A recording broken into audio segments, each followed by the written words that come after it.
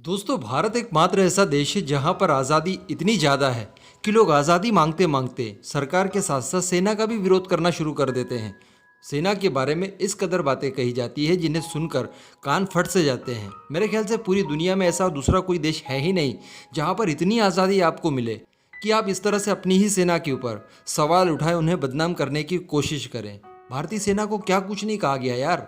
भारतीय सेना को मानव अधिकार का हनन करने वाली सेना कहा गया, रेपिस्ट तक कह दिया गया, ये कह दिया गया कि मजलूमों के ऊपर जुल्म करती है। न जाने कितने कितने शब्दों का इस्तेमाल सेना के लिए किया। सेना प्रमुख को सड़क छाप गुंडा कह दिया गया। अब आप बताइए, इस तरह की चीज़ें किस देश में होती है? मेरे ख्याल से किसी भी देश में इस तरह की चीज़ें नहीं होती है।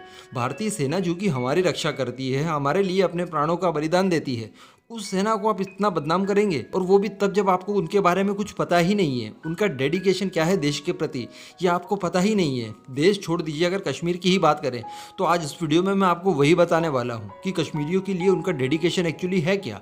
वैसे हमने पहले कई मौके देखे, जब बाढ़ आई, भूकंप आया, जमाने भर की त्रासदियाँ आई, उस समय भी भारतीय सेना ने ही इन कश्मीरियों को बचाया था।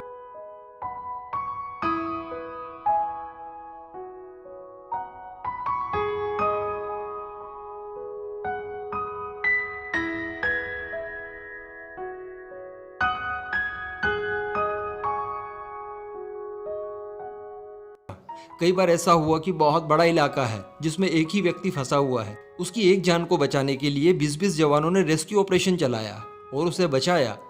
बराबर, अगर भारतीय सेना इस तरह से होती जिस तरह से लोग कहते हैं उसके बारे में, तो वो उसे एक व्यक्ति को बचाने क्यों जाती, अपने 20 जवानों की जान जोखिम में क्यों डालती? लेकिन नहीं, भारतीय सेना पूरी तरह से सुसज्जित और अनुशासित है। ये दुनिया की सबसे प्रोफेशनल सेना में से एक है। भारतीय सेना दुनिया की चौथी सबसे ताकतवर सेना है। माउंटेन वॉरफेयर के मामले में धरती पर इससे ज़्यादा स्ट्रॉन्ग सेना दूसरी नहीं है। सियाचिन ग्लेशियर के ऊपर 12 महीने ड्यूटी कर पाना केवल और केवल भारतीय सेना के लिए ही पॉसिबल है। इतनी स्ट्रॉन्ग और इतनी मजबूत ताकतवर सेना भी आपके इन आरोपों का कोई जवाब कभी नहीं देती है। ये इस बात को दर्शाता है कि वो कितनी अनुशासित है, कितनी समझदार हमारी सेना है। अब मैं आपको बता दूं दोस्तों कि एलएसी के आखिरी गांव केरानी की बात कर रहा हूं मैं। दरअसल एलएसी के एकदम आखिर का गांव है ये। वहां से पाकिस्तान की बॉर्डर आप बिल्कुल वॉकिंग डिस्टेंस पर मिल जाएगी। दरअसल यहाँ पर कोविड टीकाकरण करना था। जी हाँ, यहाँ पर जाने के लिए कोई भी बस या ट्रेन की सुविधा नहीं है, और ना ही इस गाँव में आप एयरफोर्स की मदद से जा सकते हैं। अल्टीमेटली आपको पदयात्रा करके ही इन गाँव में जाना है। तो मैं आपको बता दूं कि भारतीय सेना डॉक्टर्स की टीम के साथ इस गांव पहुंची।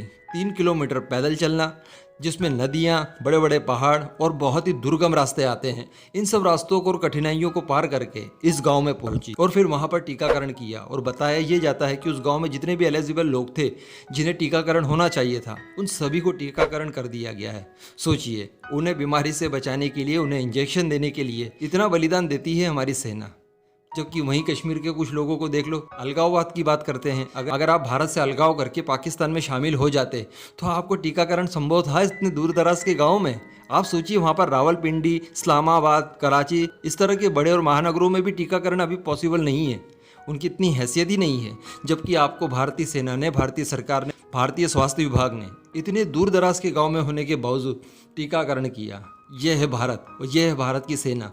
इसका सम्मान किया करो यारो। इस तरह से लांछन तो कोई भी लगा देगा।